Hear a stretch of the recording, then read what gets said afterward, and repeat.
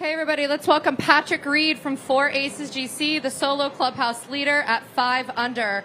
Patrick, you played an incredible, as we just said, 17 holes of golf today. You were dominating out there. You were completely stomping the rest of the field. Like I said, I don't know if you've had a chance to even look at the scores, but there's only one team that finished under par today. It was brutal out there. How did you play such a dominating round?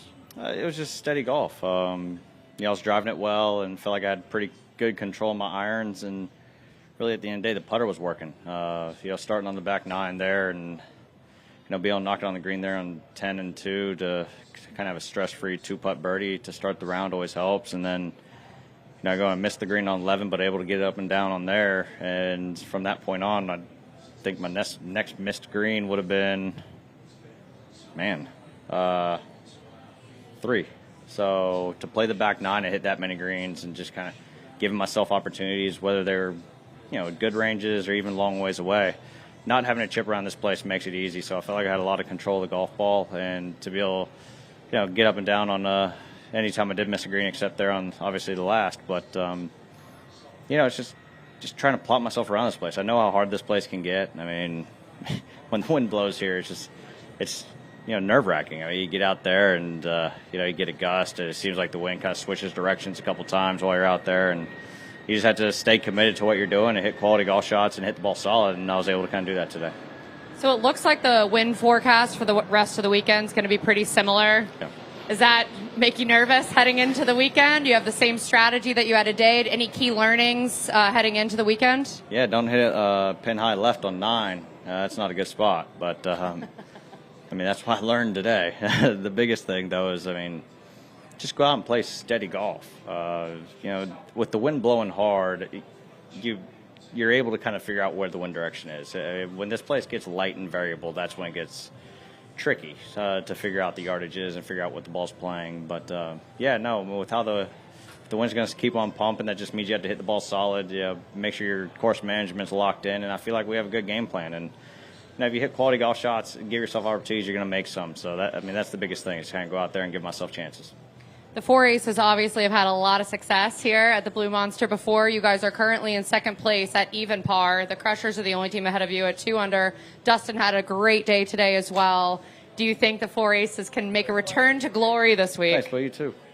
Yeah, there's no reason why we shouldn't be able to get back to our old ways, back winning golf tournaments. We were close last week, and I feel like coming into here, this is a great golf course for us. We like hard golf courses. I feel like that's where we strive. And, that being said, this is the reason why it's called Blue Monster. It's a beast. And you have to go out there and play solid golf and trust every shot and go down swinging. And, we were able to do that. Last one from me. Obviously, a lot of talk this week about this course being Masters prep for you guys, how, it requires you to use every shot in the bag and requires patience and precision. Do you feel like this is a good course to prepare you for next week? It's definitely getting there. With how fast the greens are getting, especially with that wind and having to play big breaks on putts, it's like Augusta. And, hitting 20-footers where you're trying to hit 8 feet and just watch the ball roll, that's what you're going to get next week. So, next week you have a lot of undulations, kind of different types of lies, but you have to hit the ball really solid to put the ball in the right spots. And here, you have to hit the ball really solid to keep it out of the wind. So, there's some similarities on kind of things you need to do throughout your game. But, I can't really think about next week. This week's hard enough to, this golf course hard enough that you have to kind of think about this place before you get in next week. Okay, open it up to press. Raise your hand or walk up and ask. Patrick, Tom Gorman, Pro Golf League. I just wanted to ask you, when you were on the PGA Tour, you were playing well over 20 tournaments a year. So now with a reduced schedule, how do you keep the competitive juices going? So how did you prep for this with a week off before it? Can you give us a sample of like a day of practice? Or? Well, if you look at my schedule, I started at Dubai Desert Classic, right, in January. I played 5 straight, had 2 weeks off, 3 straight, and then I had a week off, and then now here and then Augusta. So, I play a lot either way. So, I'm still playing. Oh, yeah. I averaged 31 to more events a year. And this time since January, I've already played, this will be 9 events basically, Augusta will be. So, I mean, that's a pretty good schedule. And I mean, for me personally, I want to play. So I mean, kind of play my way into form rather than being at home grinding. When I'm at home, I just go through too many wedges, too many golf clubs because I grind too much at home. So I'd rather get out here and get tournament ready rather than just golf swing ready.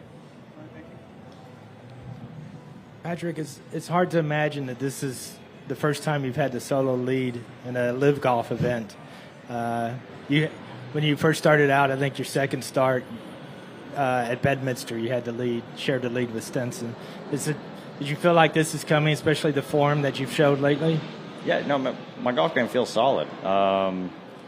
You know, I mean, these guys are good out here. It's one of those things that even when you feel solid, you might not get the leader off the bat, but you have 54 holes. You have to play well the next 2 days, and, you know, all really matters is late Sunday if you have a chance to come down the end. So, you know, I put myself obviously in a good spot after today, but really, I mean, the only thing that matters is come that back nine on Sunday. And obviously you've won here before, was 2014. What is it about this course that you really like? It's hard.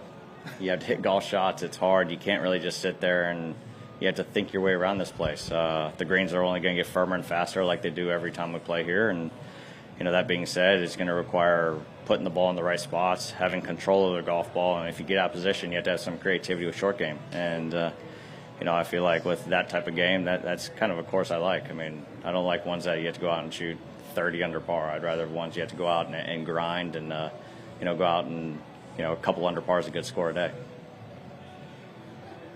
Yeah, you talk about getting tournament ready. What is that, or how do you prepare for your game to peak at these events? You know, getting ready, what does that process kind of look like? How long does it take for you? Yeah, you know, I mean, really the process for me is go out and, you know, just make sure that my speed's right on my putting, you know, do a lot of kind of, you know, maintenance on the putting, but mainly full swing drills, hit different golf shots because, you know, stepping on the range, you're just hitting the same type of 7-iron or 8-iron over and over again. You very rarely get just a stock number out there. So being able to hit different shots, be able to move it around, and just, you know, a lot of one-time shots rather than sitting there and putting everything on auto. And so for me, yeah, it's go out and focus on, you know, this. You have one opportunity to do each shot, and, you know, try kind of like a round of golf, and, you know, try to get above 70%. Great. Last one. Hi, Ethan Manel, Miami Herald. I was just wondering if you could talk to us a little bit more about what happened on the last hole and kind of what you think you can improve on a little bit more. Yeah, you know, I had the worst yardage possible. Yeah, I felt like if I hit hybrid, it's too much. But then 4-iron, I'd have to start it almost over the water and try to hook it back. But the wind was in off the left, and you know, I tugged it left, obviously, because you can't go right, and ended up just kind of getting where everyone walked off the green just left of the bunker, and ended up kind of a little depression, kind of sitting down. And from there, it was like, okay, is this going to keep? Are you going to keep this in the bunker? And if it gets on the green, does it stop or does it go all the way over and go in the water? Because that bank's kind of shaved. And yeah, it was just one bad swing that put me in a really bad lie in a bad spot. And you know, I mean, it happens. Now it's just kind of bounce back for it going into tomorrow. Yep. Thank you, Patrick. Thanks. Good luck tomorrow.